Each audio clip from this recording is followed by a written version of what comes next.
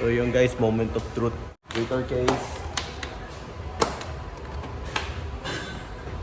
Guys, katatapos na ng work namin. Nagpahinga lang ako saglit. And ito, madilim pa rin. Papunta tayong Dubai!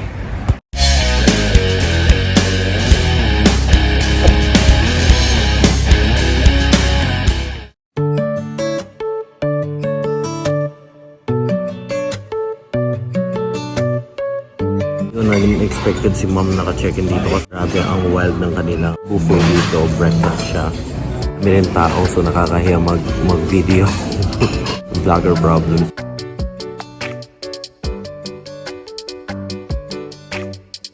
So ayun, katatapos lang church na ako. Iwan ko muna si ma'am. Hindi ako masyadong maka-video dun pero sayang ang ganda ng lugar, ganda ng ambience. So Hyatt Palace guys, check nyo out. So hindi ko nagkamantsa pa ako. Bad trip ko.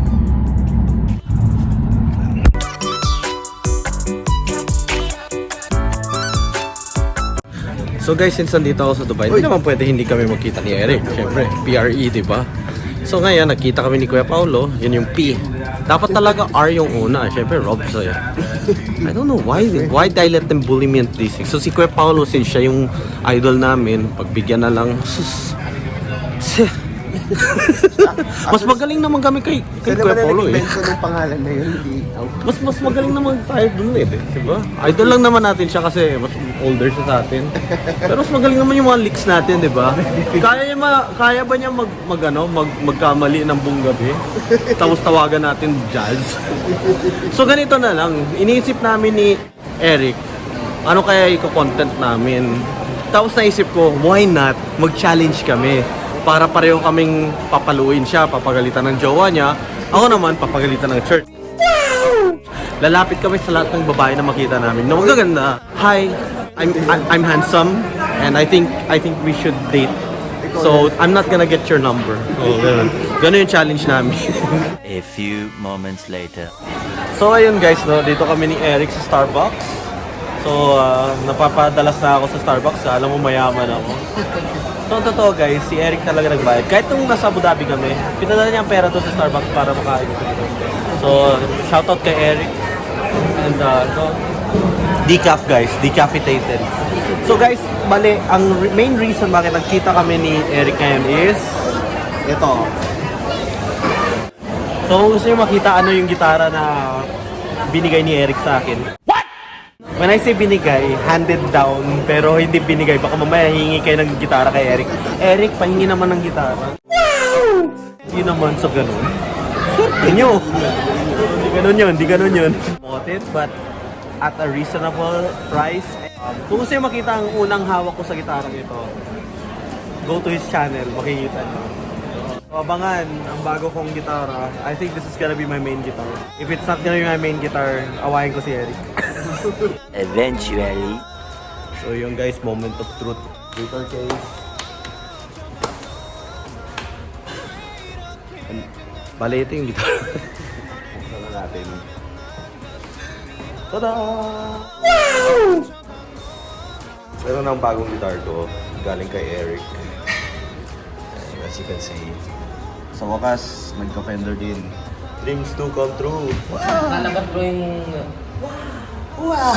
So, sinama ni Eric yung fender strap na may strap lock. Tsaka may kasama siyang manual pero hindi naman to specific para dito. So, since sinet up ni Kuya Pao, ganun kami, tinatanggalan namin ng backplate for more resonance daw. Ito yung tag niya. Ito yung guitar guys. So, anyway, excited na si Eric. Relic. Wag. Ayun guys, road test na natin to. So guys, ito, moment of truth. Susubukan ko na yung bagong gitara ko. Ito na siya.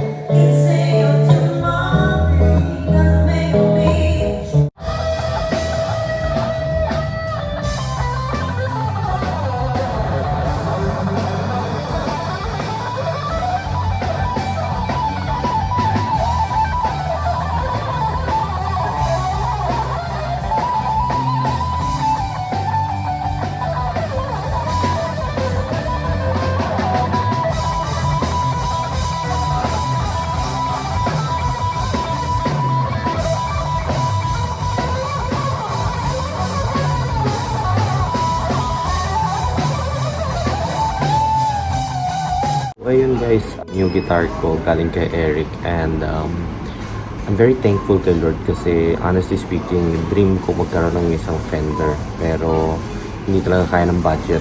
A lot of people think na dahil nasa banda kami and we wear flashy clothes and stuff, marami kaming kinikita or malaki yung kinikita namin.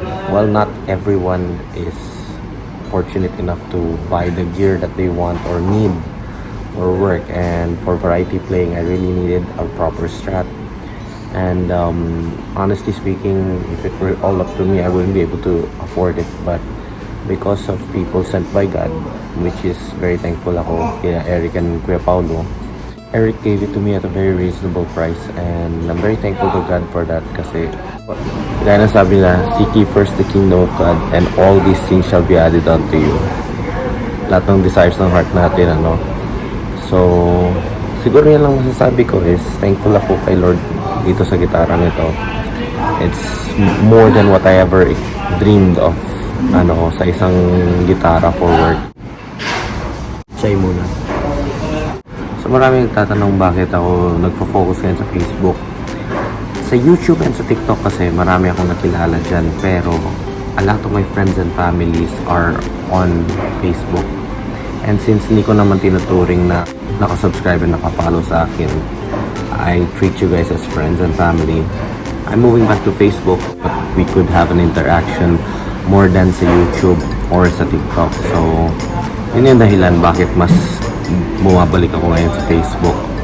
Although, mas malaki sana yung kinikita ko sa sa TikTok and sa YouTube. So, guys, please follow me, of course, RobGTV, Instagram, TikTok, and YouTube. But on Facebook, dito muna tayo sa Robs Gonzalez. So, I'll be uploading yung buhay banda namin dito sa abroad a lot. And so, hope to see you guys on my page. God bless everyone.